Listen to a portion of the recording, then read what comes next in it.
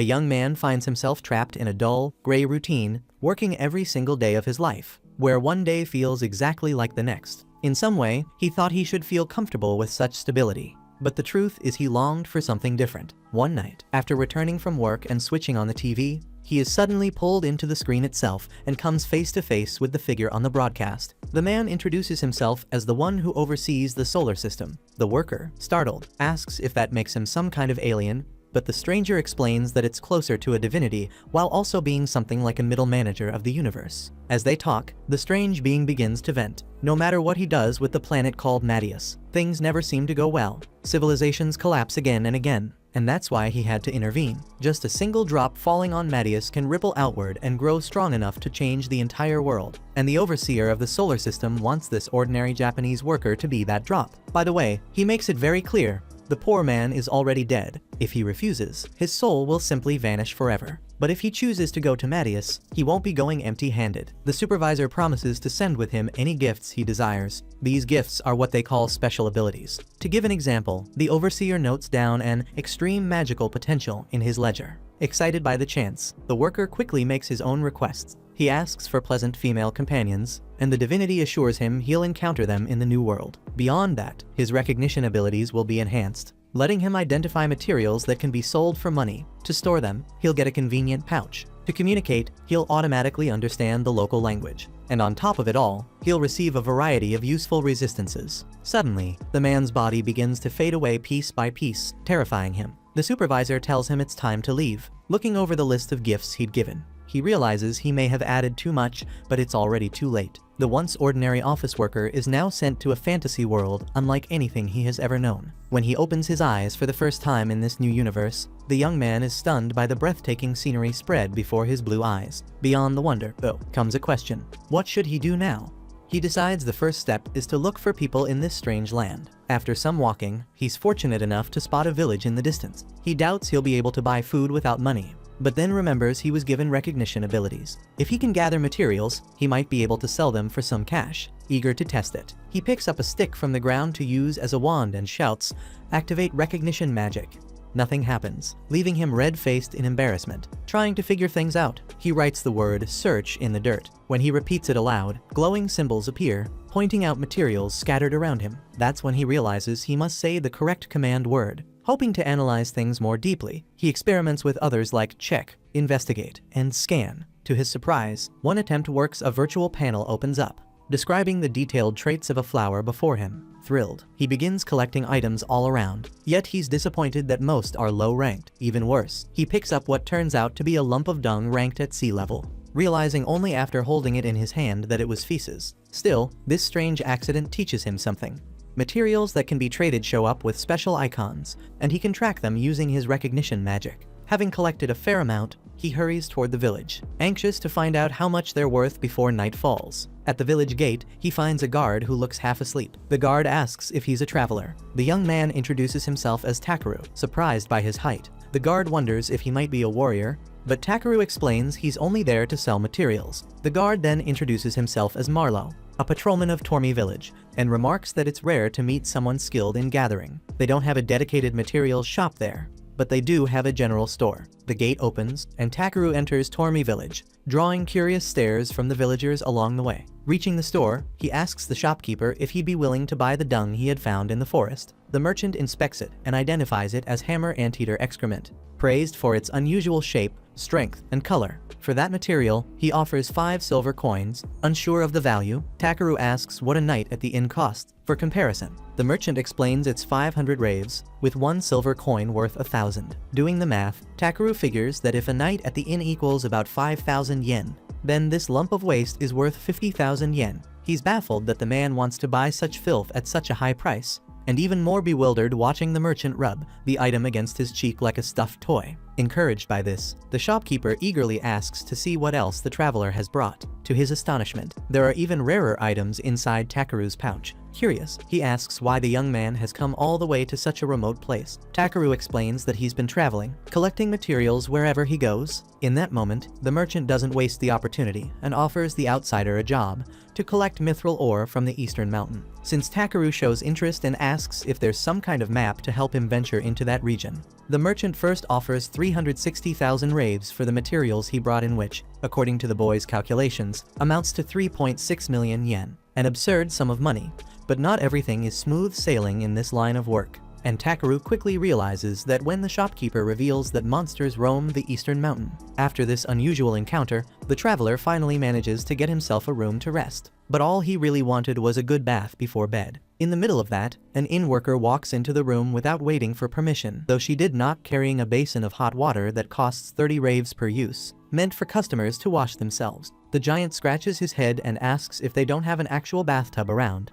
But the girl explains that only nobles have access to something like that. Either that, or he could try to find a mage to clean him with magic though. Unfortunately, there aren't any in Tormi. Not in the mood for further chit-chat, Takeru hands over the 30 raves, along with a little tip, which makes the girl light up with happiness. Alone again, he keeps thinking about that whole idea of using magic to clean the body.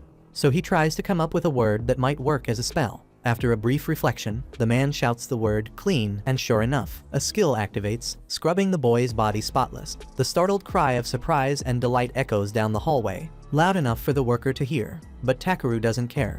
He's so shiny and refreshed that he can't help admiring himself, though deep down, he still wishes he could have had the chance to just laze around in a bathtub. The next day, Takeru returns to the forest around Tormi, and he feels like he's finally getting the hang of this new job of collecting materials to sell. While working, he comes across a sword icon for the very first time and jumps in shock when he realizes it marks the remains of a fallen warrior. His equipment still lying there. The weapons themselves don't seem all that impressive, just ranky. Still, for peace of mind, the boy takes the time to give the deceased a proper burial, digging a grave, offering a prayer, and planting the sword into the earth as a tombstone. By late afternoon, Takeru draws a circle on the ground around himself and recites the word barrier. A magical shield activates, surrounding him before fading into invisibility. Feeling secure, the collector tosses into a boiling pot the spices he bought in the village, along with the wild vegetables gathered from the forest, and tops it off with the main ingredient, meat. Once the stew is ready, he tastes the broth and realizes this strange new life might just be the best thing that's ever happened to him. When morning comes again, Takeru sets off for the Forest of White Trees, also known as the Forest of the Ancient Dragons. The eastern mountain region where the mithril the merchant wanted is said to lie. Casting an orb of light to guide him through the dark woods, the boy grows frustrated. No sign of ore, no signs of life, not even monsters. The place feels dead. Or maybe he just reeks so badly that even the monsters refuse to sniff him out. Whatever the case, Takeru decides to hurry out of the forest and head for the mountain. But haste makes waste. In his rush, he doesn't realize he's charging straight toward a cliff. And with rotten luck, he plummets into a gorge of terrifying depth. In desperation, he shouts the word glide, and by sheer fortune, manages to trigger a spell that slows his fall into a gentle descent. At the very least, despite the fright, the boy stumbles upon several veins of silver ore in the hidden valley. He quickly readies his pickaxe to collect the resource. But silver isn't what the merchant asked for. He wanted mithril. So, the collector uses his search magic once again, this time picking up a faint signal deeper inside the cavern. Just then, the rumbling of the earth suggests an earthquake is about to hit. With little choice, the man grabs what he can and prepares to get out fast. Mixing the spells Ignite and Eruption, the collector creates what's practically a bomb, blasting the rock where the ore's symbol appeared. The explosion opens a hole, and there it is, the mithril vein, ranked a plus. The tremors press him to leave at once, but now that he's found what he came for, Takeru can't resist going even deeper in search of a greater source. His boldness is rewarded. At the back of the cave, he discovers a spring of crystal clear water. Scanning it, Takeru realizes it's an SS rank material, his greatest find yet. Then it hits him. If this water is infused with the mana of an ancient dragon, maybe such a creature once lived here. At least, that's what he thinks until the very same dragon rises from the lake before his eyes. To the monster's surprise, the human withstands its intimidation, and even offers a humble apology for barging into its home uninvited. Since entering the workforce, this Japanese laborer had gotten used to bowing to every kind of person imaginable. But he never thought he'd one day bow before a dragon. Amused, the beast acknowledges his composure and asks who he is. The boy introduces himself, Takeru Kamishiro, just a simple human, but the dragon doesn't buy it. To him, there's no way Takeru is just a human, not when the magical power radiating from him rivals that of the ancient dragon itself. By the way, the monster reveals his name, Voldius. Unbothered by the thought of death and even less concerned about making friends, Takeru asks if he can call the creature Vol-san. To his surprise, the request is granted. Since the ice has been broken, Voldius makes a request of his own. With the pure power of a human, perhaps the dragon might finally revive his child, whose egg has lain dormant thanks to the stagnant mana in this cavern. If Takeru agrees to help, he'll be rewarded with a good handful of mithril. When the human nods in acceptance, Voldius lifts a massive black egg from the depths of the water and explains that the boy must channel his magic into it, the same way he created the orb of light that guided him here. Wondering how to warm the egg, Takeru whispers the word heat. At once, warmth surges into the shell, but the reaction is far more disturbing than expected. It feels as though the egg is pulling his very skin inward, consuming him. As the ancient dragon's laughter echoes across the cavern, Takeru fears he's been tricked. Was his brief adventure in this new world really going to end in such a pitiful way? And just when he had started to feel so hopeful about the future, as if things weren't bad enough, his consciousness is cast into an astral sea, his body sinking in this near-death experience. Out of the void, a strange, enigmatic figure appears, scolding him for recklessly throwing himself into such dangerous situations. According to the being, any normal person would have fainted or fled for their life when facing a dragon. But Takeru behaved so differently that it feels as if he's already begun rewriting the very laws of this world. The entity admits it's been tweaking this world for hundreds of thousands of years, always with small, subtle changes. Yet Takeru Kamishiro arrived like a storm, spreading waves everywhere, an annoyance the entity can't ignore. Because of this, it decides to tone down some of the special abilities the boy had received from that kid, in other words, the overseer of the solar system. With that, Takeru awakens to the sound of a baby babbling nonsense. He finds himself in an endless void, and soon, alongside the cries of the newborn, comes the voice of Voldius, the ancient dragon. Takeru conjures another orb of light, illuminating the space to reveal the dragon's child finally hatched. As a gesture of thanks, Voldius allows him to name the hatchling. After a moment's thought, Takeru decides on B, short for black, since the little creature's scales are jet black. Ironically, Voldius mishears it as B de Black, all strung together, and the name sticks that way. What's more, Voldius declares that his child must explore the vast world at Takeru's side, a responsibility the boy finds far too heavy, not to mention sudden. Still, as Voldius had said earlier, Takeru is even stronger than he is. The ancient dragon can rest easy knowing his son is in capable hands. Before disappearing back into the depths, the monster casts a mysterious spell toward Takeru's bag, then plunges once more into the vast lake, now entrusted with the newborn. Takeru invites B to join him on a journey to gather materials, but before they set off, he notices the hatchling reeks unbearably. With a grimace, he uses the skill Clean on the little one better to save his nose from what would otherwise be a very unpleasant trip. Finally, the two of them leave the cave, and Takeru can see the joy in B's eyes as he looks at the outside world for the very first time in his life. However, not everything is happiness, because besides being too late to walk through the forest, the boy is also starving.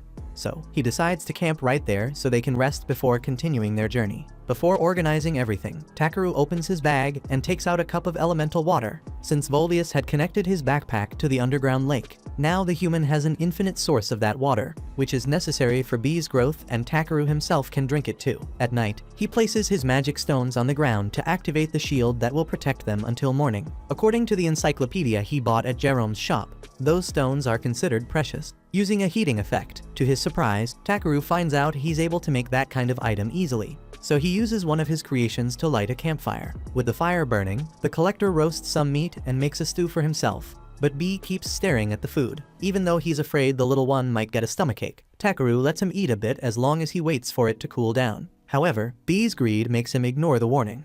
He flips the bowl of stew and gulps it all at once, feeling the burning heat invade his throat. So, Takeru blows on another bowl of stew until it cools and then gives it to his partner, who downs it again without wasting a second. After eating so much, the dragon looks completely out of it. His belly is round as a pregnant dog's. Takeru jokes that it would be boring if only he could eat such things, and at least now B can share his meals. Putting that aside, he asks if the little dragon feels lonely being away from his parents, but B hugs the human, making it clear that as long as they're together, everything will be fine. Feeling happy, Takeru checks the little monster's skills and sees that he's a B rank with incredible talent. Still, he's just a child, so even though B is strong, his friend advises him not to do anything reckless otherwise. It's Takaru who gets scolded by Voldius. That said, the little B was already sleeping deeply and didn't hear a single word of what the guy said. Thinking to himself, Takaru remembers that before entering this world, he had asked for an adorable companion. He isn't really sure if this reptile is what he meant, but somehow, he feels that weird manager did it on purpose. Be that as it may, the boy continues his journey alongside the winged monster, who watches as the human climbs a cliff while he enjoys the privilege of flying. To his surprise, when Takaru reaches the top, he realizes he's back in the same forest as yesterday.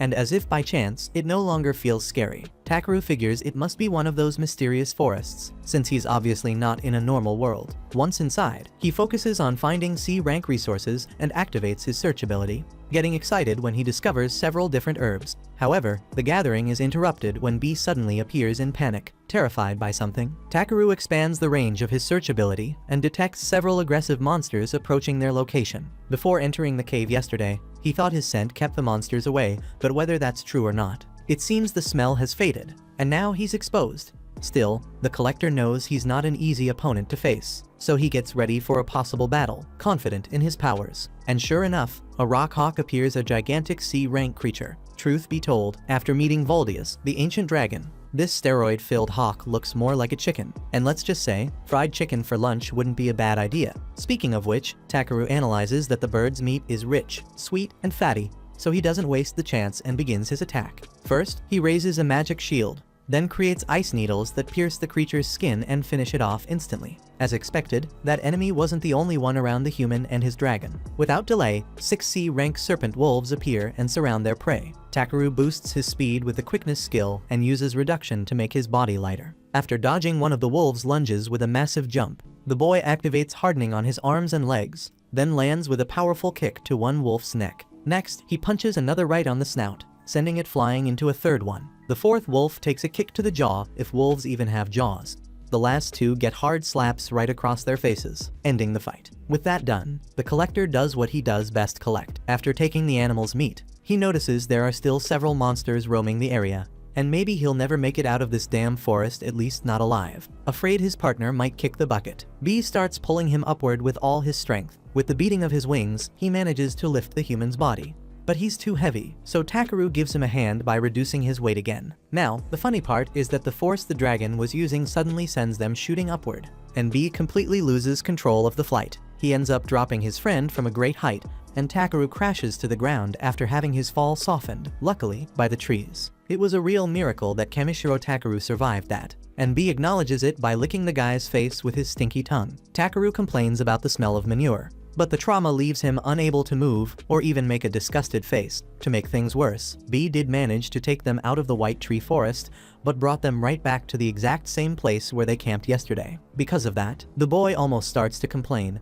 but since the dragon only did it with the intention of saving him, he lets it go. He just reminds the flying lizard to remember that he's a human, not a doll. B doesn't understand a thing the guy said, so he gives up on passing the message and simply holds on to the certainty that his friend will always be there for him. That, B heard, and filled with pure joy, he hugs the poor boy with incredible strength. Anyway, the two continue their journey toward Tormi village, which is a day's walk from where they are. B seems intrigued by the stick his partner is carrying, so Takaru explains that it's a dormant branch of Yggdrasil that he had kept in his bag. Hearing that, without asking for permission, B blows mana into the stick and awakens it, turning it into a staff. Honestly, Takaru didn't seem too happy with that transformation, since he would hate to be mistaken for a mage, but since there's nothing he can do, so be it. Suddenly, the two hear a brutal roar coming from deep within the forest. B immediately grabs onto Takaru, while the human shows concern for the terror that sound carried. After a sudden burst of courage, B flies toward the noise, forcing his companion to run after him.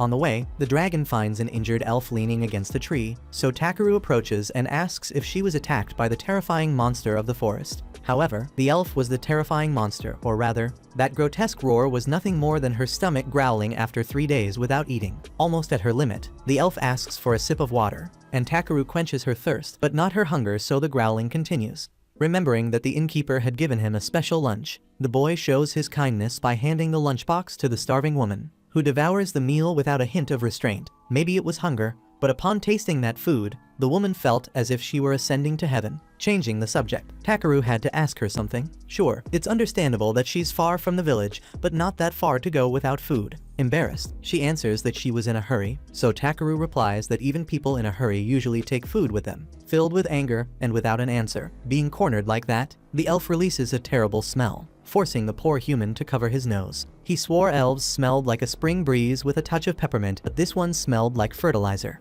Smelling her clothes to check how bad it is, the woman argues that it's not her fault, she's been camping for 3 days. After all, either way, embarrassed, she thanks him for saving her but decides to leave, claiming she's in a hurry, but not before mumbling that it's not polite to say people smell like fertilizer. After parting ways with the elf, Takaru collects a few more materials along the path as he leaves the forest. Luckily for him, as soon as he steps out of the woods, he comes across a carriage driven by a friendly man, whose vehicle is pulled by a strong unicorn breed rank E usually used to pull chariots and similar things. When asked, Takaru says he's heading to Tormi village. Concerned about the young man walking such a long distance, the coachman asks if Takaru is a mage, and he explains that he's just a collector.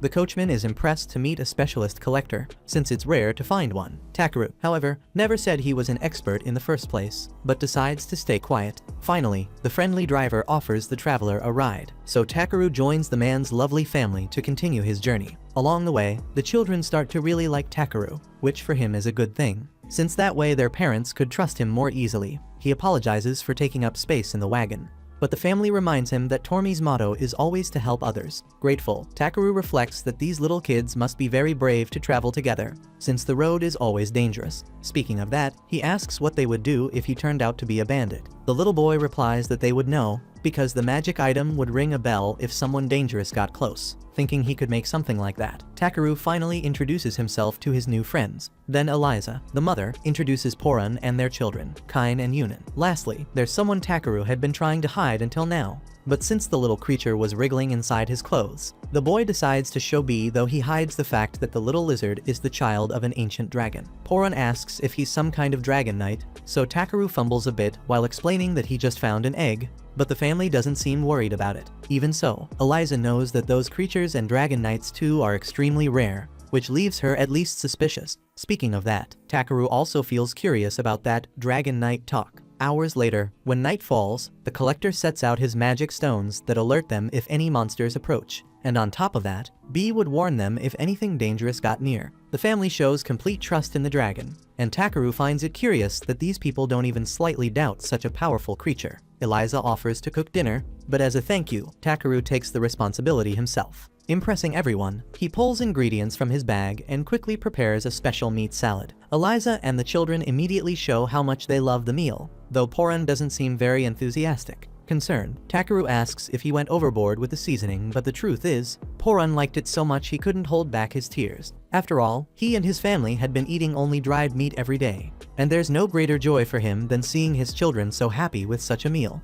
According to the man, Takaru is a mage of cooking. After dinner, everyone joined together to sing songs, and that unique moment of unity and joy made Takaru reflect deeply on his life. While he was on Earth, living his ordinary life as a regular worker, he had never noticed that, compared to eating alone in silence, nights like this weren't bad at all. For the first time since he arrived in this new world, he feels that he was truly able to laugh with deep sincerity. When he finally lies down to sleep, Takaru gently pats B's head, who by then is already fast asleep. Feeling fulfilled, the young man looks up at the starry sky and smiles. Early in the morning, while Poran was brushing the horse, Takaru was polishing his shears to keep them in good condition. Also awake, Eliza came closer and commented that those who take care of their tools are always good workers. Hearing that, the boy reflected that he had just gone with the flow, but it really seemed like being a collector suited him. Poran then said they would continue their journey after breakfast. Curiously, Takaru suddenly felt like driving the carriage, so he took the reins of the unicorn. Building a bond with the animal, the boy even asked it to speed up a little, and it obeyed. Poran remarked that the creature seemed to like him, and Takaru replied that they were very intelligent beings. Speaking of which, B woke up and sat on Takaru's lap, while the children repeated the name of Tormi village as they saw it drawing closer. As soon as they reached the entrance of the village, Takaru got down from the wagon, and after being praised for everything he had done for the family, He thanked them himself for sparing him the effort of walking all that distance. When the carriage left, Marlowe mentioned that if Poran was back, it meant spring was near. Takaru asked what the man did for a living, and the guard explained that in winter he sold knit materials in some warmer region, so when Poran appeared, it meant the season was changing. By the way, according to Marlowe, Poran had said how hard his work had been since he couldn't hunt and had managed to get little food or goods in general. That made Takaru understand why Poran had cried when eating something different yesterday, and he reflected on how blessed he was to have a special ability for collectors. Changing the subject, the guard asked if his friend shouldn't report the mission that Jerome had given him. Remembering that, Takaru went to the man's shop, where he analyzed the mithril that the collector had brought. The boy had brought what the merchant wanted, but had mixed in a piece of magical mithril ore just to see what the man would say. Quickly, the merchant noticed it and asked where the collector had gotten that ore, since it was the stuff of legends extremely valuable, like a mass of condensed mana, and that just a few of them could replace the magic stones used throughout the kingdom. Faced with the boy's shocked reaction, the merchant commented that it took great talent to find such a rare item, and therefore he thought Takaru should go to Belkame, a city much larger than that village, with its own adventurers guild where Takaru could truly learn how the world worked.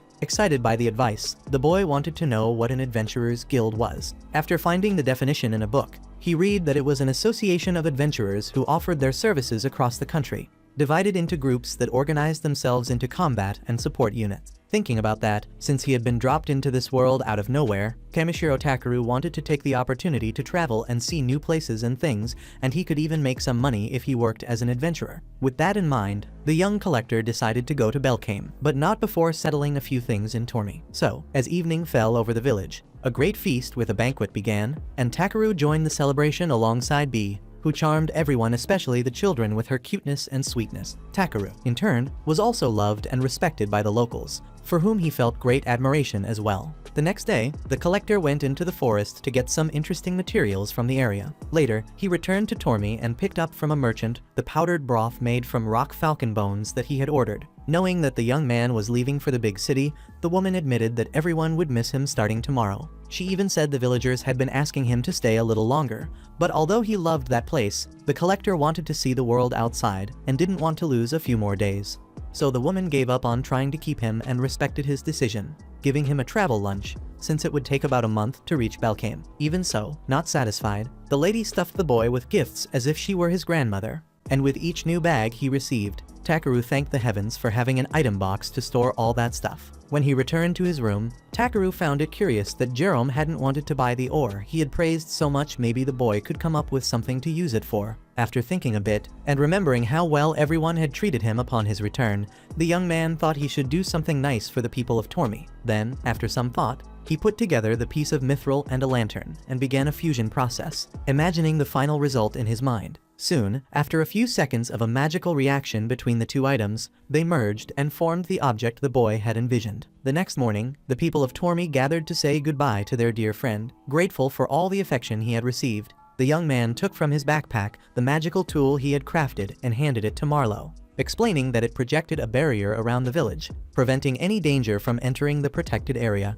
Seeing how powerful the item was, the man asked if he could really accept something like that, and Takaru replied that not only was he repaying everything the villagers had done for him, but he also wanted to keep everyone safe until he returned after all. He now considered Tormi village his home. Moved, Jerome took the lantern from Marlowe's hand and asked whether, by any chance, Takaru had used that item from yesterday to make it. Then he opened it himself and realized he had, but knowing he'd be scolded. Takaru ran off from the village, eager to reach the big city as soon as possible. However, there was still a long road ahead, so the boy began his journey through the fresh and peaceful fields around Tormi. Ironically, speaking of peace, the collector ran into a Mont Blanc crab, a giant C-rank creature that, besides being edible, had a shell that could be used to make armor. Focusing on the edible part, Takaru got excited to face the monster, then activated his reduction and hardening skills. B, on the other hand, acted first and let out a roar that immediately knocked the crab down. However, two more appeared right after. Takaru prepared a strategy based on the fact that this kind of animal only runs sideways, but for some reason, these creatures could also move forward. While the boy was lost in thought, the animals attacked at the same time. So B grabbed the human's clothes and pulled him upward to avoid the impact. The crabs hit each other head-on and fell stiff to the ground. However, when Takaru was placed back on the surface, the first crab got up again and charged at the human. Faced with a situation, using his amazing finishing move, Takaru played baseball with the creature, striking it hard as if he were holding a bat. At night, when Takeru and B found a place to spend the night, the boy used hardening on his hand to cut one of the crabs. Taking out a giant pot, he placed the pieces of the animal inside, added plenty of salt, and let it boil. After some time cooking, the crab meat was ready to eat. Feeling the wonderful flavor of it, Takeru became even more excited to continue exploring the world and discovering even more amazing foods. A month later, the countryside boy arrived at the gates of Belkane and was impressed by the size of the wall and its unique architecture. Either way, before entering, it seemed he had to go through an inspection. So he joined the line and waited for his turn, but before anything else, he used magic to disguise his item bag and make it look normal. When it was his turn to be inspected, after analyzing the traveler's belongings, one of the guards commented that it was rare to find a material collector around there. Then asked if the young man had come to sell materials. Takeru said he was more interested in the Adventurers Guild, which the guard understood, since Belkane was known as the city of trade and adventure. However, to allow Takeru to enter, he needed to use the Avaris on him, a magical device that identifies whether newcomers are suspicious. When the verification was done, nothing suspicious was found about the boy, and the female guard confirmed that his belongings also had nothing unusual. Wanting to know how his status appeared to others, Takeru thought of using Scan to take a look at what the guard was seeing. Doing that, he checked the file of Radon and Ahasis. Looking deeper, he found what people saw about him. Takeru, 19 years old, undefined rank, a collector who, even without certification, possesses specialized level abilities, and bears the dragon's blessing. Takeru found it funny how simple his profile looked, especially because that man from the other world had given him many blessings, yet none of them were visible. Finally, Radon confirmed that everything was fine with the traveler, but said he'd love to know what that dragon's blessing was. Takeru showed B and answered that it was probably because of this little guy. Seeing the dragon, the guard asked the traveler to put something on him to prove he was indeed his companion. So, Takeru searched through his things and found a gift he had received from the children in Tormi, a bracelet that fit perfectly around B's tail. With that, Radon said he would register a report with the mayor, informing that a dragon had entered the city, which shouldn't cause any problems. The female guard beside him mentioned that the local guild was located on the city's main road. And then the gate was opened so that Takeru and B could finally enter Belkane. Crossing the tunnel and reaching a marketplace, the two saw how many different kinds of people were walking back and forth, which made the boy think he had arrived in another world until he remembered that, in fact, he had. Without delay, B pointed out the guild to his partner, and Takeru wasted no time heading there to explore. Being a good country boy, he opened the door very slowly, as if entering a stranger's house, until he was greeted by a receptionist named Ariana, who introduced the place as the Europa Adventurers Guild. The receptionist handed the boy a form to fill out, and since he didn't know how to write in the local language, he was surprised by a skill that, for some reason, made him know exactly which words to put on the paper. After receiving the form, Ariana asked if the man had any combat experience. He said yes and mentioned the monsters he had defeated so far. When the employee asked for proof, the guy pulled a giant crab out of his bag and dropped it on the counter, which, of course, broke it completely. Ariana ran away in fear after the man's reckless action, while all the adventurers turned to look directly at the boy and his dead Mont Blanc crab. Even terrified, Ariana recognized the creature's corpse as proof that Takeru had defeated it. One of the adventurers asked if the boy had pulled the carcass out of an item box, and Takeru confirmed that he had received one as a gift. Using an ability, the beast man evaluated Takeru and said he was telling the truth, then told Ariana that this human had been classified as blue. Takeru asked what that meant, so the adventurer regretted having used the Avaris on him without permission. According to him, his version of the technique reads a person's nature, and the blue aura surrounding the human meant that he wasn't involved in any trouble. Leaving that aside, the beast man announced it was time to move on to the assessment and payment. But Ariana explained that the client was still in the middle of registration. Confused, the beast man thought the human had come to sell the crab, until Takeru said that the animal was actually for eating. Shocked by that information, everyone changed the subject and asked if there was another member in the boys group. Takeru points at B, and then everyone turns their eyes back to the boy with a look of astonishment. Yet intrigued by everything he has shown just on this first visit to the guild, many become interested in inviting such a skilled collector to their groups. Faced with all the attention the traveler is getting, Ariana pulls him into a room to finish the registration. After stamping a document and completing the process, she places a bracelet on the table and explains that all newly registered adventurers start at rank F, the lowest one. When Takeru puts on the bracelet, B wags her tail to say that the two of them are matching now. Days later, upon returning to the city, Takeru handed over to the parents the belongings he had found from the adventurer who went missing in the forest near Tormi village. Takeru tried to comfort the family, saying that the boy didn't seem to have suffered much, But of course, despair took over everyone. As they thanked him for coming all that way just to tell them about their son's whereabouts, Takeru noticed the man start coughing. That made him remember what Radon, the gate inspector of Belcame, had said that a man named Belria Fend had accepted a quest in order to buy medicine for his father. At first, all Takeru planned to do was return the boy's belongings to the family. But given the circumstances, he asked for permission to do something more. Then, the collector went to the guild and, to finish his mission, delivered 8 Aprara leaves, 6 Polyvent roots, 20 Ruri mushrooms, and 20 Akane mushrooms, which earned him great praise from the client and the certainty that he would be requested again in the future. Speaking of which, Ariana appeared with a pile of paperwork to prove that several people were proposing jobs specifically for Takeru. Since he couldn't take them all, Takeru promised to at least take a look at part of the paperwork. Later, he relaxed at a bathhouse with B. It had been 15 days since he arrived in Belcame, and he remembered when he first found the awful water of that public bathhouse. Back then, he had used a cleaning skill to fix the problem, making the baths far more pleasant for him after each day of adventure. Suddenly, a humanoid creature approached, looking for Takeru. The human recognized Clay and commented that it was rare to see him there at that hour. Clay said his old wound was hurting again, and that it would probably rain soon. Speaking of which, he asked if the boy was able to use healing magic, since he had heard rumors that Takeru had healed a sick person in the slums. Assuming Clay was talking about the father of Belria, the missing adventurer, Takeru explained that he had only imitated what he had seen once before. Clay asked if the boy really didn't charge money for that, and after hearing yes, the lizardman found it impressive how humble he was, saying he could make good money with that. Speaking of that, Takeru imagined that the doctors who made a living from healing would probably be furious with him. So Clay burst out laughing and pointed out that now the human could rank up. But since Takeru made it clear he was satisfied with his current rank, the humanoid commented on how the boy really had no greed at all. Takeru disagreed, saying that he actually coveted a very sharp pair of scissors for collecting materials. As he left the bath, his friend said that wasn't what he meant and that the boy should learn more about common sense. Later, upon receiving payment for a completed job, Takeru once again heard from a guild representative that he should rank up, and that it was very likely the collector would reach high levels in the future. Once again, the boy refused, because he knew he would only have to deal with bigger problems if he climbed the guild ranks, when all he wanted was to live peacefully. Despite the collector's wishes, reality struck when an adventurer ran into the guild shouting about a goblin attack. Quickly, all adventurers ranked D and above were summoned to gather immediately at the North Station,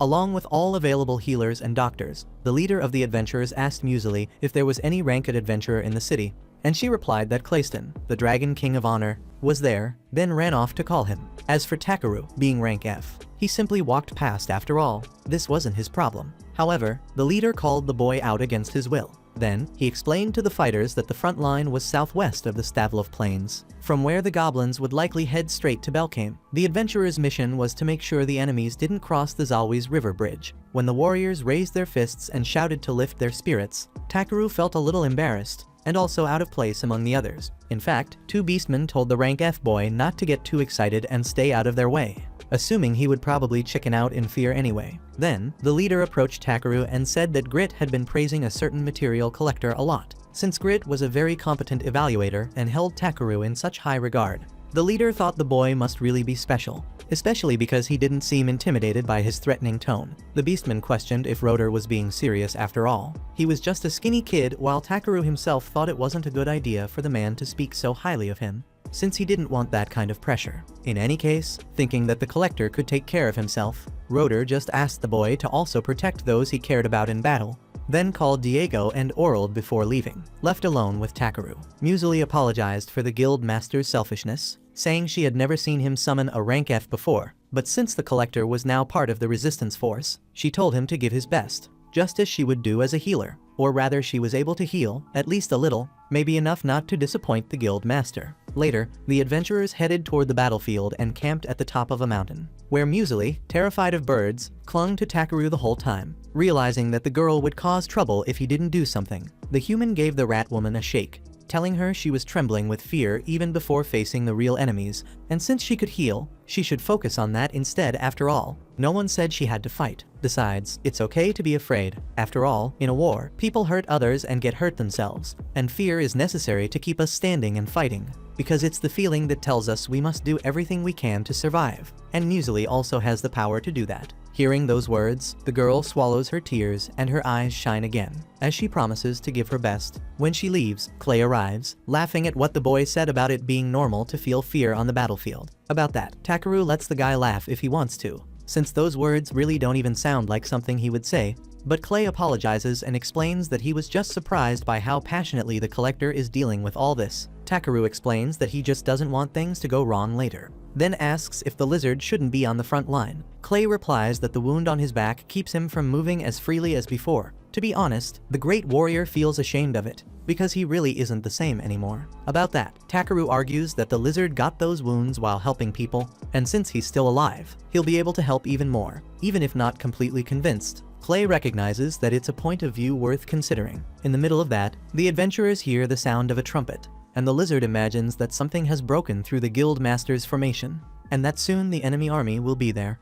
So the experienced warrior grabs his spear and announces that he will go to the front line even with his serious back wound, with the conviction that it's worth sacrificing his own life to protect his allies. When Clayston leaves, Takeru notices that Muesli, who had been terrified before, is now calming her fellow healers and leading them, saying they're capable of doing their job before the enemies arrive. That behavior makes Takeru remember when Rotor said he should protect those he wants to on the battlefield, and that makes the boy realize it's not the time to run from that responsibility. So he picks up his staff and forms a protective barrier around the camp, reassures the healers, and says he's going after Clay. Sometime later, at the Zalwis River Bridge, Diego and Orold struggle to stop the goblins from breaking through the defense line, which would certainly allow the enemies to reach Belkane. In the middle of that, Takeru arrives running and strengthens his arms and legs with support magic, then joins the fight, knocking down the first goblin with a punch. Deep down, even though they're monsters, he feels it strange to kill humanoid creatures like that. But surely now isn't the time to question it. Then he asks B to lend a hand, and the baby dragon releases an electric current that defeats the opponents. After that, Takeru asks how the enemies managed to push the adventurers back, and they explain that a kind of high-ranking creature appeared in the battle, a goblin sergeant who messed up the front line. Thanks to Clay, they managed to retreat that far, but unfortunately, they got separated from the Dragon King of Honor along the way, and it's very likely that he's facing the goblins at the heart of the battle without the help he needs. Indeed, farther ahead from the bridge where the adventurers are, the lizardman faces an endless number of enemies. Even though his strength is tremendous, the huge wound on his back is enough to limit his movements and cause such pain that, at times, the warrior has to kneel just to endure the suffering. In one of those moments of weakness, when the goblins are about to attack him from behind, Takeru appears beside B, who releases lightning that defeats the monsters and saves the comrade. Even though he was saved, Clay shouts that this isn't a proper place for a collector. Then the human gives him a slap on the back to remind him that he's in no condition to be alone there, so the best thing to do is to retreat and regroup. After recovering from the pain of the slap, the lizard hears the roar of the goblin sergeant and says it's impossible to run away. Without delay, the higher-ranked monster appears and attacks quickly, forcing the adventurers to dodge at the last second. Besides being strong and fast, the sergeant summons forces to fight by his side. While the adventurers struggle to survive, Takeru asks if Clay's wound carries deep memories, or if it reminds him of someone important, something that shouldn't be erased. Even without understanding what the human means, the lizard replies that the scar is only a mark of his foolishness, nothing more. Thinking his companion wouldn't mind if he removed the mark, Takeru asks B to take down the goblins around them with his electricity. After that, he takes some water from the ancient dragon and pours it on Clayston. Then, thinking of a word that could trigger a spell strong enough to regenerate such a deep scar, the collector shouts, "Read a Fury." Soon, a green aura covers the lizardman's body and slowly closes his wound. Along with that, Clay regains a more animalistic and more aggressive form. Feeling at the peak of his physical form again, the lizard jumps toward the enemies and causes instant chaos, not taking long before he massacres all the goblins who stood against him. After that victory, Rotor approaches Takeru to ask if it was him who released Clayston's power. The boy says he only cast a healing spell on him, but the guild master has already heard about the collector who's been casting a series of powerful and mysterious spells, so he asks once and for all who the hell this boy is. He answers that he's just an F-rank collector, and Rotor doesn't insist on a more detailed explanation. On the contrary, he says the young man will be rewarded for his help, and that he'll be summoned again in the future. However, Takeru doesn't escape from another person demanding answers this time, Clayston himself, because even though he's returned to his blue form, he can still feel something fierce and burning inside him. thrown against the wall. The human says that he only poured some magic water on his partner and said the word Rita Fury. In fact, it's a water with an absurdly concentrated density of mana, which lies in the depths of a cave belonging to an ancient dragon called Vol something, who is B's father. This water is connected to the boy's pouch and would certainly be useful to heal his companion's wounds. But Takeru never imagined that such a transformation would happen.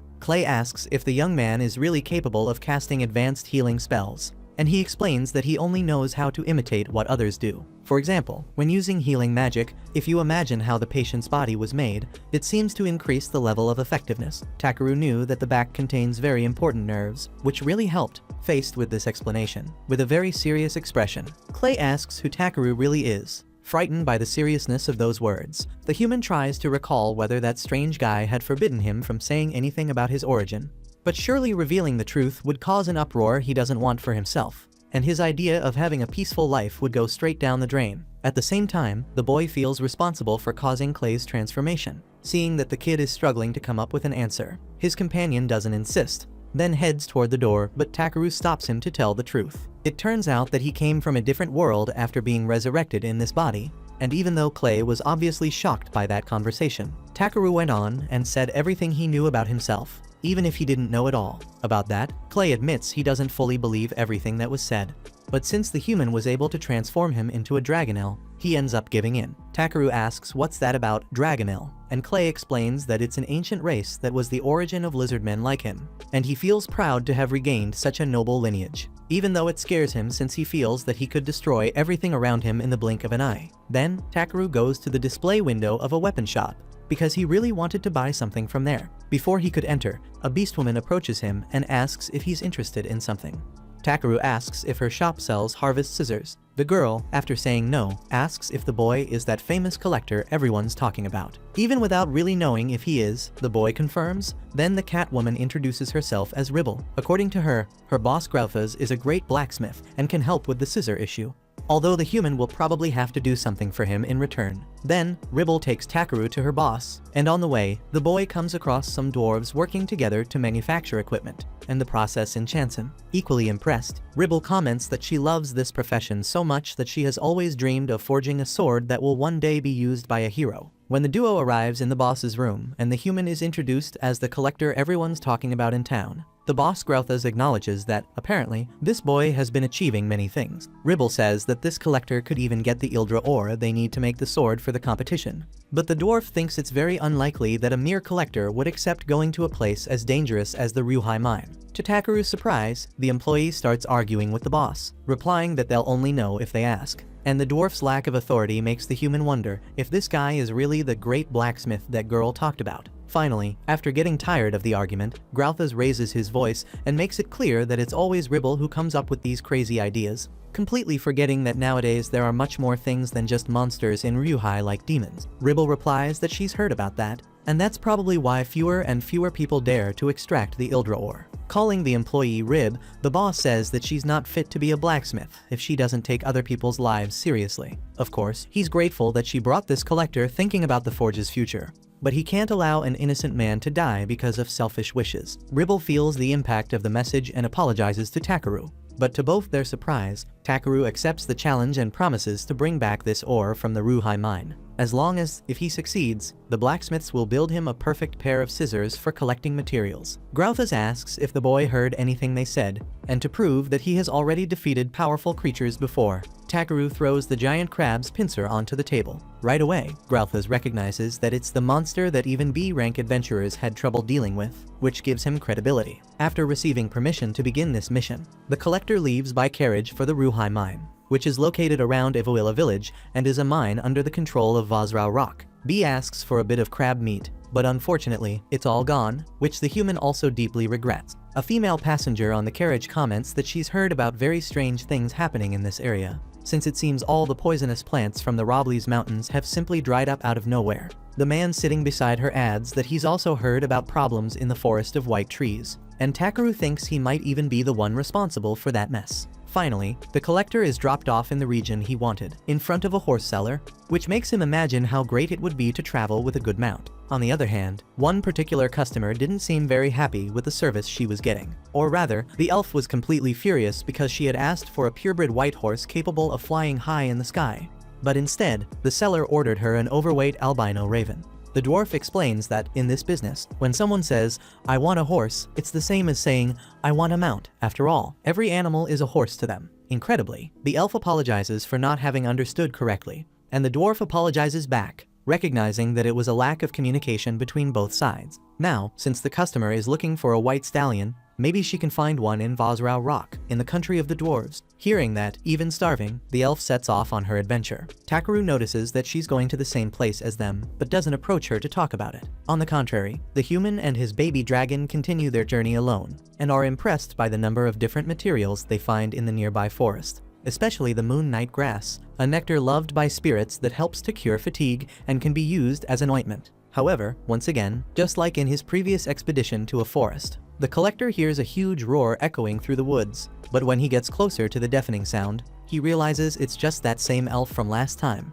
now starving like 1,000 bricklayers. Feeling like he's seen this scene before, Takaru feeds and gives water to the poor girl again.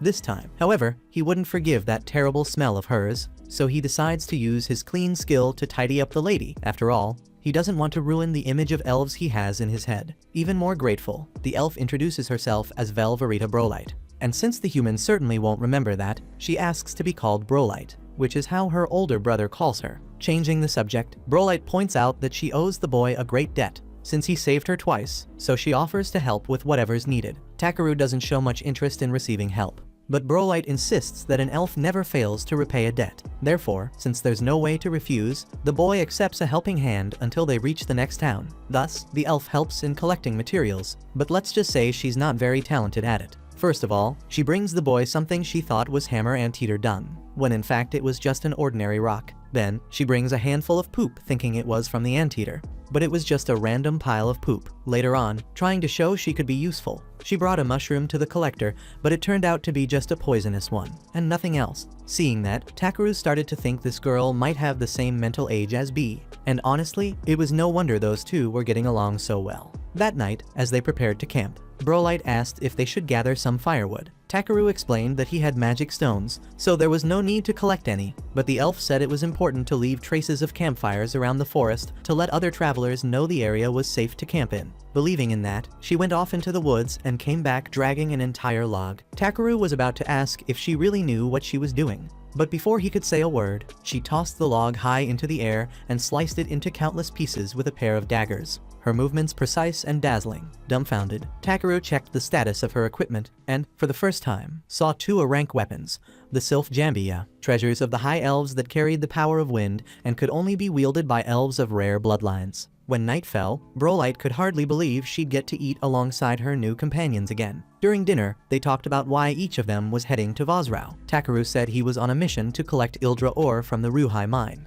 while Brolite explained she was after a divine steed her sister, Ludicara, desired. After tasting the wonderful mix of dango and vegetables, the elf realized she still owed this man quite a lot. Because of that, she offered to help him even more if he ever needed it. Remembering how easily she'd handled that log, Takaru asked if she'd like to be his bodyguard for a while. Brolite wondered if she'd have to act like those royal knights who sacrifice their lives to protect their masters from lurking dangers. But in truth, the collector had something far less dramatic in mind, like learning how to chop firewood the way she did. The elf wasn't sure, but she felt meeting this human again might be some kind of divine sign. Grateful to her goddess Libel Alina, Brolite agreed to accompany the human as his bodyguard for a while. When it was time to sleep, Brolite and B joined forces in snoring loud enough to form a death choir, caught in the middle of this friendly fire. Poor Takaru knew perfectly well he wouldn't get a wink of sleep. And sure enough, when morning came and the journey continued, the poor guy's eyes were sunk deep with exhaustion. At least there was some consolation. They soon arrived at the bridge leading to the land of the dwarves where the mine containing the ore he needed was located. Takaru remarked that Mount Ryuhai looked a lot like Mount Hataka, but Brolite had no idea what he meant. Finally, the two reached the urban area, and before anything else, the human wanted a proper meal before continuing the journey. At a restaurant, the group was served the house specialty jupe meat rolls. Brolite commented that it was just as delicious as her lizard friend had said it would be. Curious, since he also had a friend of that same race, Takaru asked who this person was. She explained that the lizard had earned the title of Holy Dragon Knight of the Storfa's Empire and was now known as the Dragon King of Honor. Coincidentally, that friend was heading to Belkame, so there was a good chance they might run into him at some point. As it turned out, not even a minute passed before Clayston appeared at their table. According to him, this world really was a small place. Changing the subject, he scolded Takaru for leaving Belkame without saying a word to him. Takaru defended himself, saying he had informed the guild, and that he was only taking a short trip to collect Ildra ore from the Ryuhai mine. The lizard argued that someone of Takaru's rank wasn't supposed to accept ore collecting missions, especially not from a place crawling with danger. Speaking of which, he hoped the kid was being paid handsomely for it. Takaru assured him it was a great deal, since he'd be getting a fine pair of scissors in exchange for the ores. In fact, if things went well, he might even get a bonus a pot, or maybe a frying pan for rolled eggs. Hearing that, Clay couldn't tell if the boy was a complete weirdo or just a really chill guy. But Takaru explained that, for a collector, a good pair of scissors was far more important than any sword. Speaking of swords, since Clay needed to repair his spear in Vosrau, he decided to join his partner on the journey. Overhearing the conversation, Brolite excitedly suggested that the two of them could be the collector's bodyguards. And so, said and done, they both vowed to protect the young human from the dangers of the world. An old lizard and an elf with the mind of a child, thought Takaru. What could possibly go wrong? After leaving the restaurant, the group waited in a huge line to enter the dwarven country. But Clayston pulled a few strings and got them through ahead of everyone else, or, in plain words, they cut the line, because the Dragon King of Honor had clout. Once the guards let them in, they explained that the fortress of Vosrau had once been just a simple post office built inside the hole left by mining operations, facing the dwarven capital. Takaru was stunned by the complexity of the structure, the lighting, the ventilation, and the sheer scale of that underground city. The guard informed them that the king wished to see Clayston, which clearly didn't please the lizard. Takaru asked if he was friends with the most important person in the kingdom, and Clay admitted, unfortunately, yes. The guard didn't understand why he sounded so sad about it, considering this lizard was none other than the hero who had saved their country from Zengum, the Thunder Roar King. Clay corrected him, saying the story wasn't quite like that. Back then, the dwarves were skilled at crafting weapons, but not so much at using them. Because of that, they were forced to pay a heavy tribute to a ruthless demon. But one day, that demon laid eyes on Clayston, who was just passing through, and immediately fled to the skies, never to return.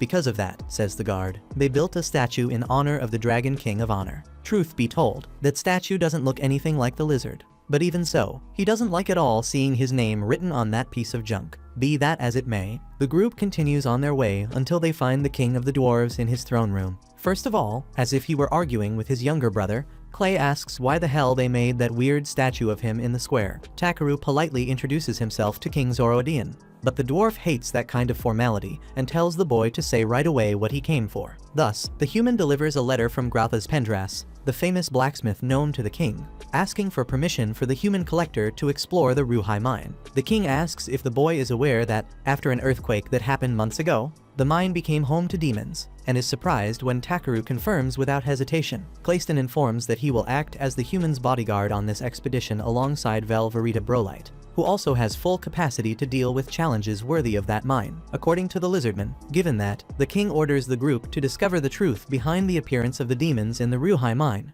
and Takaru already realizes he won't be leaving that place anytime soon. Even so, he agrees to set out on this extra mission. King Zoroastrian sends a trusted dwarf to guide the group, a local guild receptionist named Zanbo. When he opens the door with the mine's key, darkness takes over the visitor's eyes. So Takaru uses his illumination skill to brighten the path. In addition, the collector manages to use a technique that allows the team members to see the mine's map when they use their search skills. Looking around, Takaru notices that the ores at the entrance are still quite weak, so he suggests they go straight to the deeper areas. However, before that, they need to deal with giant spiders emerging from the shadows. Clay kills the first one with his spear, and Takaru casts his paralysis skill on the second, allowing Brolite to finish it off easily. Following the path, Takaru notices that the magical element is thick in that place. He senses Ildra in a certain cave wall, so he creates his own method to excavate, raising a magic shield to protect the surroundings and throwing fireballs responsible for causing the explosion. Thus, as if by magic, the boy manages to expose several veins of Ildrite. According to the guide, he asks if it wasn't supposed to be Ildra, and the dwarf explains that this is much better than Ildra. Analyzing the material, Takaru agrees. After all, this material contains a magical element. However, not everything goes well on this expedition. Since B warns the human about the arrival of some threat, frightened, Zanbo is sure they are demons, so Takaru asks to handle this enemy alone after all. They are the natural prey of him and B. That said, from the shadows appears not a demon, but a giant crab that makes the duo's mouths water. Because of that, Takaru and B start celebrating, leaving the group members quite confused. On the other hand, the monster wasn't in a sporting mood that day and decided to attack the two with its shell, forcing them to dodge at the last moment. Clay and Brolite warn that is a Trango crab, and a rank creature that requires good teamwork to be defeated. However, seeing this enemy only as the perfect dish for lunch, Takaru asks his comrades to stay back and activates a bunch of buffs on his body to attack the monster with B alone. The baby dragon starts the counterattack with a roar that destabilizes the crab, while the human hits the creature's head with his staff, but the shell was so tough it barely caused any damage. Seeing that the boy was having trouble avoiding the enemy's blows, B freezes one of the giant animal's legs, and Takaru uses his scan ability to identify the target's weak points. After discovering what they were, he throws ice spears and freezes the entire creature. With that, Brolite and Zambo approach the frozen corpse as if they were admiring a work of art. However, Clay is not happy at all with the two pranksters who decided to fight alone. So much that he decides to question why they did that. Afraid of the sinister aura the lizardman was giving off, Takaru explains that if they used weapons all covered in mud and blood, that could ruin the edible parts.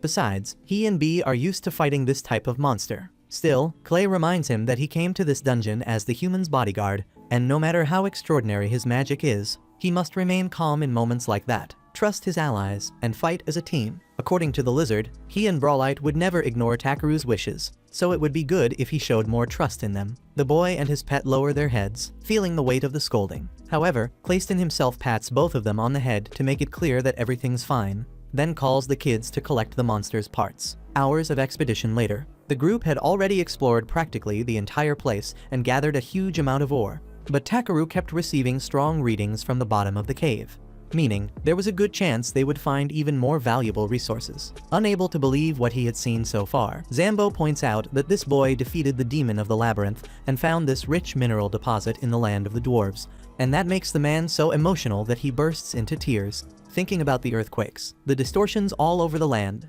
and the monsters awakened by accumulated magicula. Takaru imagines that purifying Voldius's magicula may have had a much greater impact than he thought, and maybe that's what the dragon meant with that phrase, a single drop that can change the world. Takaru had always done things his own way, but maybe he really is changing this world little by little, with or without intention, and if that's the case, he hopes it's a positive change for everyone he met along the way. After returning to King Zorodian, Takaru announces that he explored the mine and eliminated the biggest threat. The king asks his envoy if that's true, and Zambo confirms that he saw everything with his own eyes. In fact, to tell the truth, he didn't even blink because it was so incredible. Now, since words alone aren't enough, the dwarf asks the human to present to the ruler the body of the demon that tormented Ryuhai Mine. So Takaru throws the frozen corpse of the creature on the floor. As the walls trembled with the weight of that giant, the king broke into a cold sweat and remarked on that terrible presence before him. Anyway, the corpse is evidence that Kamishio Takaru accomplished an amazing feat and, because of that, deserves a reward just as valuable. In this case, Takaru asks to keep the demon as his reward, a request Zorodian can't understand. After getting what he wanted, the boy, alongside B, could only think about the sashimi he would make with that alien crab meat, and also that the material of the creature's shell might be useful to make shears for collecting. The next day, Brolite is amazed to find a legendary Pegasus. The guard explains that a messenger from the king came, and they received orders to prepare the elf's reward immediately. Besides that, they repaired Clayston's spear perfectly. Mounting the animal, Brolite says she must go home and deliver the Pegasus to her sister. But before leaving, she emphasizes that she owes Takaru such a great debt that she could spend her whole life without ever being able to repay it. For his part, the boy doesn't care about any debt, since he now has a crab the size of a house. When Clay announces that the carriage is arriving, the boy says goodbye to his companion, who believes they'll meet again soon. That said, the elf takes off with the Pegasus and promises she'll go after her comrades one day, then flies away with an evil laugh. Takaru is sure that's the kind of thing you say to an enemy, but since the woman's far away, he just lets it go. After that, the young man returns to the guild and is kindly greeted by Ariana, who's curious about the fact that the human is accompanied by Clayston. Takaru was about to say that the partner came along without being asked, but the lizard steps in to clarify that they formed a temporary group for an indefinite period. The receptionist becomes overjoyed and runs to tell the news to Wade. Takeru glares at his companion, and the lizard replies that he's a wanderer with no destination. Besides, he could see that Takeru is far from being an ordinary human, and having someone to keep an eye on his crazy ideas isn't such a bad idea. About that, Takeru reflects that Clay is a bit moralistic sometimes, but that traveling with him might actually be interesting. Soon after, the two sit at a table in the guild, and after some time talking, they decide to name the group with Clayston's suggestion, the Blue and Black Brigade. Leaving the guild, Takeru delivers the Ildrita ore to the master blacksmith, Grauthas Pendras. At first, judging by the strange reaction of the man and his assistant, the human feared he might have handed them the wrong thing. But the truth was, the two blacksmiths were losing their minds from sheer excitement. As if that wasn't enough, the two grown men suddenly burst into tears of joy. Ribble expressed how happy he was for having asked the boy to take on this job because the shine and density of those ores were simply perfect. Grauthas, even while crying himself, told the girl not to cry, and the two ended up hugging each other, sobbing, feeling awkward. Takeru thanked them for their trust, and the dwarf revealed he had never seen so much Ildrita gathered in one place in all his 120 years of life. Thinking it over, Takeru knew the material was high quality, but he hadn't imagined these people would be this moved. Even if his scan skill said it was perfect, a collector could never be sure it was exactly to the client's taste. Still, one thing was certain: he had made them genuinely happy, and for the first time, Takeru felt proud of being a collector. That's when Ribble admitted they wouldn't be able to pay for all those stones, since there were far more than expected. But Takeru insisted that all he'd asked for was a custom-made pair of scissors. As for the ores, he wanted the blacksmiths to use every single piece and forge a sword so incredible it could win first prize at the exhibition. Half a month later, alongside the Dragon King of Honor and his inseparable friend B, the humble Kamishiro Takeru was downing a few mugs of some random drink at the tavern until Wade showed up, looking for the young human. Apparently, someone important had summoned him. When Takeru looked at the letter Wade handed him, Clayston noticed the seal. It was the crest of House Lucilavach. Takeru asked if that meant the Lord of Belcame, and Wade explained it was almost that. Since Lucilavach was a territory within the same city, the boy could already smell trouble. Letters from landowners rarely meant anything good, but Wade assured him that Lord Belmanent might be a noble, yet he wasn't the unpleasant type. With that, Kamishiro opened the letter and read, "To the gentleman Gildius Clayston and Takeru of the Blue and Black Brigade. I wish to grant honors for your achievements on the plains of Stavro. Please visit my mansion on the date indicated on the following page." Both members of the brigade suspected it might just be an excuse for that noble to try and take B away from Takeru, since the dragon species was so rare and valuable, but Wade insisted that Belmanent wasn't that kind of person, and besides, he didn't even have the authority to do that. Not in the mood for more talk, Takeru invited his dragon friend to head to the coast and eat some fresh sashimi instead. In the next scene, the Blue and Black Brigade were riding in a carriage so fancy that every villager they passed stopped to stare in awe. Takeru wasn't thrilled with all the attention, though Clayston commented that being summoned to a lord's mansion was every adventurer's dream, since life could change completely if a noble chose to support you. Even a rough-around-the-edges adventurer could gain credibility with a noble's endorsement. Speaking of nobility, Takeru's jaw dropped when they arrived at Belcame's noble district, home of House Lucilavach, the residence of the famed Belmanent. The man's house was practically a castle, complete with a butler named Raymond, whose sole job was to receive guests and guide them through. At the entrance, two lines of maids stood perfectly aligned on either side, greeting the adventurers in flawless synchronization with their skirts, a sight that left Takeru genuinely impressed. But then, a spoiled-looking girl descended the stairs, instantly killing Takeru's mood. She stared straight at B and asked if that was the baby dragon everyone had been talking about. Getting no response, she muttered that she thought the creature would be smarter, but whatever. She demanded to have it anyway and ordered Takeru to hand it over. Naturally, he refused. The girl looked baffled. After all, dragons were noble beings, meaning only someone as noble as herself was worthy of owning one. Takeru used scan on her and learned she was Tiris March Lucilavach, the only daughter of Count Belmanent. Thinking about how to handle the situation, the boy knelt down and asked why she believed she had the right to possess this dragon. Tiris answered simply that Bernard had told her about an adventurer who owned a dragon, and she told him she wanted it. Bernard also said that when dealing with rude adventurers, she had to act firm so they would obey, fighting the urge to punch this Bernard guy. Takeru calmly explained that B was part of his family and could never be given to anyone. Finally realizing how annoying she'd been, the little noble apologized for her behavior. As kind as ever, B forgave her right away, earning a not-so-gentle hug from the girl. Takeru then asked why she wanted a dragon so badly,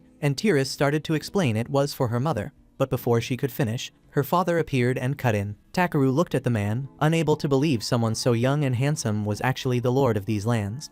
The Count introduced himself as Belmonent, Lord of Belcame. Belmonent gathered the two guests for tea and apologized for his daughter's behavior. Cleiston got straight to the point, asking what the Count wanted from them. The Lord explained that his wife, Muleteria, had been bedridden for 6 months, and during that time, he'd heard rumors about Takaru. Word was that a sick resident from the Bospo district had miraculously recovered one day, thanks to Takaru's help. Because of that, Belmonent wanted to save his wife with the boy's extraordinary power. Hearing that, Takaru reflected, his magic was strong enough to evolve clay. Sure, but he was still afraid of what might happen if he misjudged the dose. Belmonent says that his daughter wanted a dragon because of her mother. In a few days, Tiris will have to return to the royal capital to resume her classes, and she thought that, by having an adorable creature, she could cheer her mother up in her bed, even if just a little. As much as it sounds like a silly idea, the man believes the girl has a kind heart. Clay and B can't hold it and start crying in front of everyone. While Takaru, on the other hand, knows that this guy is a count and that he can't make a wrong move with people like that,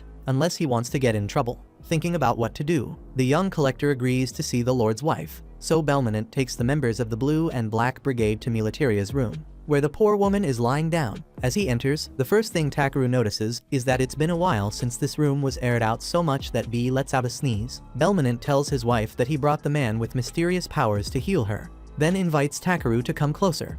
Before anything, the boy asks to brighten the room a bit, but the Count explains that his wife is sensitive to sunlight. Therefore, the collector gets closer, scans the woman, and discovers that she has cataract, gait disorder, anemia, kidney disease, ivor poisoning, among other things. Faced with that, he believes he can treat her light sensitivity and joint pain, and although the boy has never heard of this ivor poisoning, he feels that treating the rest might help. Now, before anything else, Takaru needs to know if the Lord really trusts him after all. He's just a collector, exhausted from so many illnesses. Muleteria expresses her wish to take the risk, since all she wants is to be able to hug her daughter again. Faced with that, Belmonent asks Takaru to save his wife. Check out these videos appearing on your screen and subscribe so you don't miss the next part.